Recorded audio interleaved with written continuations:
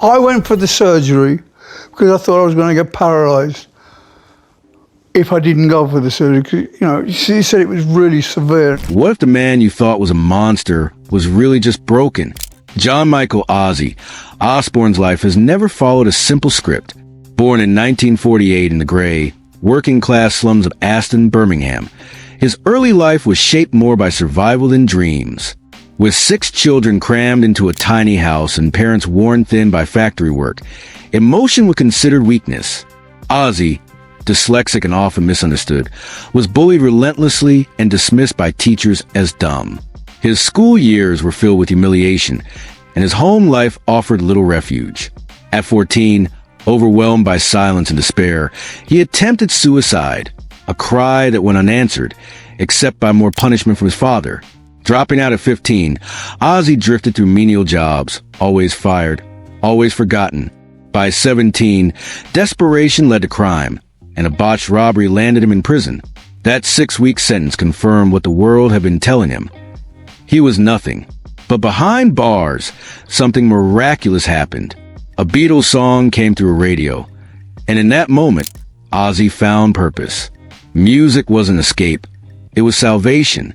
That song flipped a switch, and he knew he had to be on stage, screaming louder than the pain inside.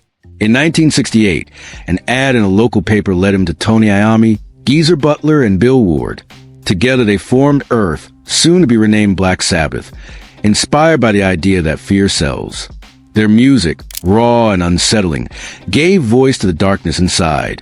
Their debut album Black Sabbath dropped on Friday the 13th in 1970, met with disdain by critics but embraced by those who understood pain.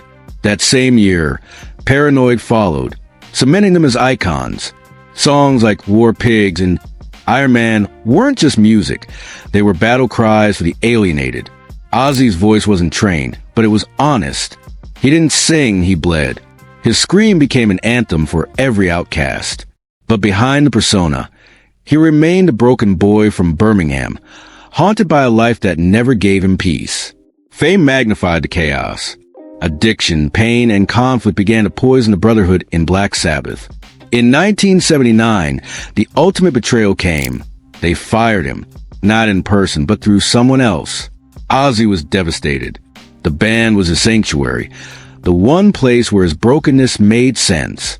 Now it was gone. He spiraled into a blur of drugs and alcohol, locking himself in a hotel room in L.A., waiting to fade. But fate stepped in again, this time as Sharon Osbourne, daughter of his former manager. She saw something still alive in him and pushed him to rise again. And a guitarist, Randy Rhoads, whose virtuosity reignited Ozzy's passion. Together, they created Blizzard of Oz in 1980, a resurrection in music. Crazy Train and other tracks weren't just songs. They were Ozzy's defiance made real. But tragedy struck again. In 1982, during a routine stop in Florida, a small plane carrying Randy and others crashed into Ozzy's tour bus. Ozzy watched in horror as flames consumed the wreckage. Randy, only 25, was gone. Ozzy collapsed inconsolable. "I lost a part of my soul," he said. For weeks, he vanished into grief. But slowly, painfully, he began to write again, not to move on, but to honor Randy. His music became a tribute, each note carrying the weight of loss. Yet, the pain didn't stop. Through the 1980s, Ozzy continued to perform, but his private life spiraled into madness. Drugs, alcohol, and internal torment nearly consumed him. In 1989, during a psychotic breakdown fueled by addiction, Ozzy attempted to strangle Sharon. Arrested and sentenced to rehab, he was forced to face the monster he had become. He feared Sharon would leave him, but she stayed. In rehab, stripped of fame and fantasy, he began a grueling journey inward. Detox revealed the scars he had caused others and himself. Emerging from rehab, he returned to music with a different energy. The 1991 album No More Tears was a confessional, a man reckoning with himself. Mama, I'm Coming Home became a love letter to Sharon and a declaration of humility. Fans embrace him once more, this time not just as a legend, but as a survivor. His relationship with Sharon deepened into a bond of perseverance. Together, They weathered the storm, raising their children while Ozzy worked to stay clean. The early 2000s brought new fame through reality TV. The Osbourne showed a different side of the Prince of Darkness, confused by technology, clumsy in the kitchen, but deeply human. Fans across generations saw his warmth, his humor, and his resilience. But behind the scenes, his health was faltering. In 2003, a quad bike accident nearly killed him. 8 broken ribs, a crushed vertebra, and a collapsed lung left him in a coma for 8 days. Doctors feared the worst. But Ozzy, once again, clawed his way back from the edge. Rehab, again. Physical therapy, again. And a slow, painful return to the stage. But the recovery came at a cost. Chronic pain became a constant companion. Still, he kept going. "I'm still breathing," he would say. His refusal to surrender became the cornerstone of his myth. But in 2019, fate struck once more. A fall at home dislodged the metal rods in his back. The agony was unlike anything he'd known. Then came the diagnosis: Parkinson's disease. For a man known for movement, power, and presence, Parkinson's was a cruel twist. His hands trembled. His legs failed. In interviews, he spoke candidly. "I can't walk properly. I'm wobbling." Yet again, he chose honesty over hiding. The world responded with love, not pity. Fans rallied. And Ozzy, ever defiant, released Ordinary Man in 2020, a haunting, heartfelt record that reminded everyone he wasn't done. By now in his 70s, Ozzy's health continued to decline. In 2023, he canceled his final tour, but not before organizing one last performance. On July 5th, 2025, Back to the Beginning brought Black Sabbath back to Birmingham. It was more than a concert. It was a farewell, a ritual, a homecoming. Escorted on stage by Sharon and son Jack, Ozzy performed for over 40,000 fans in person and millions online. His voice cracked, but his soul soared. "This may be the last time," he whispered. And the crowd knew. All proceeds $190 million. When a charities close to his heart: Parkinson's research, children's hospitals, and hospices. It wasn't just a goodbye. It was a final act of love. Today, Ozzy lives a quieter life in Buckinghamshire. His home is adapted for his condition, with Sharon always by his side. He spends time with his grandchildren, tells wild stories from his past, and records the occasional podcast. His sense of humor remains intact. When asked about death, he called it just the next tour, no sound check. His children, Amy, Kelly, Jack, and those from his first marriage, Jessica and Lewis, remain closely connected. Kelly and Jack are public figures in their own right. Jack, in particular, has become Ozzy's right hand, helping with appearances and managing his legacy. And that legacy is enormous. Ozzy finalized his will in 2024, not out of fear, but responsibility. Much of his $220 million fortune will go to family, but a significant portion is earmarked for causes that mirror his journey: addiction recovery, mental health programs for musicians, animal rescues, and scholarships for underprivileged artists. He even requested that future royalties from his music be funneled into these initiatives. "Music saved me," he wrote. "Maybe it can save someone else." That's the essence of Ozzy Osbourne.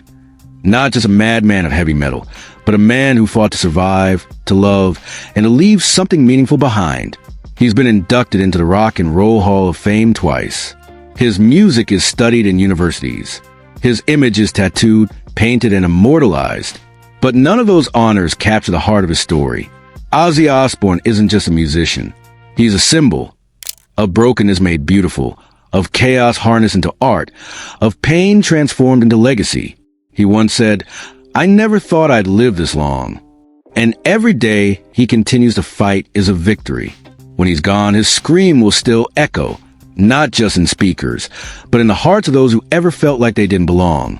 Because he taught us that surviving is messy, painful, and imperfect, but it is possible. And that, more than the music, is the true legend of Ozzy Osbourne. In 2003, a quad bike accident nearly ended his life. The crash left him with multiple broken bones, a punctured lung, and weeks in a coma. Once again, he defied death. The world began to see Ozzy not as invincible, but as indestructible. He wasn't a god, he was a survivor. In 2010, he published his memoir, I Am Ozzy, which became a bestseller. Written with sharp humor and brutal honesty, it gave fans a raw glimpse into the man behind the madness. It was a story not of perfection, but of persistence. In 2019, just as he was preparing another tour, Ozzy suffered a fall that dislodged old metal rods from his quad bike injuries. The damage was severe. That same year, he was diagnosed with Parkinson's disease, a progressive disorder with no cure. For a man whose life was built on movement, sound, and physical power, it was devastating. But he didn't hide. He went public. I ain't dying yet, he told the world. Despite pain and physical decline, he released Ordinary Man in 2020, a vulnerable, haunting album that spoke of legacy, regret, and resilience. In 2022, he followed up with Patient Number 9, featuring legends like Jeff Beck and Eric Clapton. Critics praised it, fans cherished it, and Ozzy, slower now but not silenced, continued to create. But reality set in. Touring became impossible. In 2023, he officially canceled all upcoming live dates, admitting with a heavy heart that his body could no longer endure the road. Yet in 2025, he gave the world one last gift. Back to the beginning, a farewell concert in Birmingham, joined by the surviving members of Black Sabbath. Over 40,000 people watched him, fragile but fierce, sing the songs that made history. The world cried. Ozzy smiled. Thank you for my life, he said to the crowd. He now lives quietly in a specially adapted home, surrounded by family, protected by Sharon, and cherished by his grandchildren. He records a podcast, paints occasionally, and continues to connect with fans.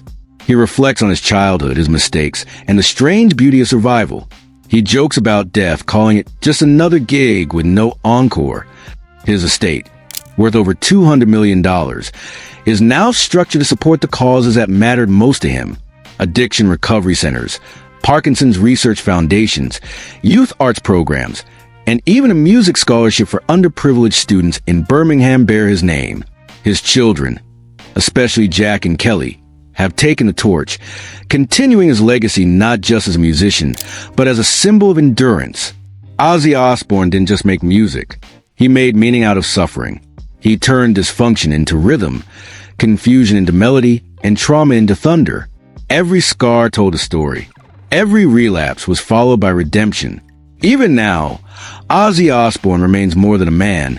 He is a living paradox. A wild child turned wise elder. A self-described madman turned mentor. As he navigates the twilight of his life, he's not clinging to the spotlight. He's illuminating it for others. What was once a scream of rebellion is now a whisper of wisdom passed to the next generation. Younger artists from metal to hip-hop cite him not just as an influence, but as a blueprint. Post Malone, Travis Scott, and countless others have sampled, referenced, or collaborated with him. Ozzy's voice has crossed genres and generations. It's ironic. The man who was once blamed for corrupting youth is now praised for inspiring it. His name, once synonymous with chaos, now stands for resilience, raw authenticity, and creative fearlessness. Behind the stage persona, Ozzy has become a kind of elder statesman of music. He's spoken openly in recent years about sobriety, mortality, and spirituality.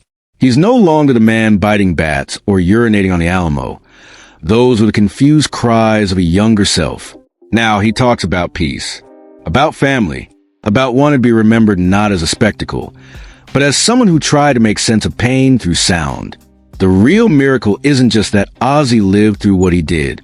It's that he managed to find love, loyalty, and a strange sort of serenity on the other side. His marriage to Sharon, though explosive, sometimes violent and deeply tested, has endured over 4 decades. They've grown from codependents into co-warriors. She saved my life, Ozzy has said more than once. And it's true. Sharon didn't tame him. She didn't fix him. She believed in him, even when he didn't believe in himself. Their children, often caught in the storm of their father's fame, have each taken different paths. Jack, now a father himself, works in media and advocates for multiple sclerosis awareness after his own diagnosis. Kelly, once known for her rebellion, has found her own creative voice and recently became a mother. Amy, who chose to stay out of the spotlight, still credits her father's grit for shaping her independence. Ozzy's grandchildren see him not as a rock icon, but as Pops, the goofy, loving old man with shaky hands and endless stories. He still sings to them. Sometimes Sabbath riffs, sometimes Beatles ballads. In his eyes, they represent something he never thought he'd have. A future. They are his redemption, living proof that the cycle of pain can be broken. In 2025, an international exhibit titled Osmosis, The Life of a Legend, opened in London and then toured globally. It featured handwritten lyrics, stage outfits, old rehab journals, rare photos, and the infamous bat preserved in resin. More than a museum, it was a confessional, a journey through madness, music, and meaning. The final room contained a mirror and a quote: "If you can survive yourself, you can survive anything." Ozzy Osbourne. And that's the truth of it. Ozzy didn't just survive the music industry. He survived himself. The inner critic, the darkness, the mistakes, the regret. He turned his life into a song and gave us all permission to do the same. He showed us that your past doesn't define your future and that it's never too late to fight your demons or to dance with them, if that's what it takes. Ozzy Osbourne's voice may one day fall silent. His hands may no longer grip a microphone, but his echo, fierce, flawed, and fully human, will never fade. Because in the end, he wasn't just a prince of darkness. That if this story hit you in a way you didn't expect, drop a comment and tell us what Ozzy means to you. Hit like if you grew up on his music, or if you just saw him in a new light. And if you love real, raw stories like this, we've got more coming.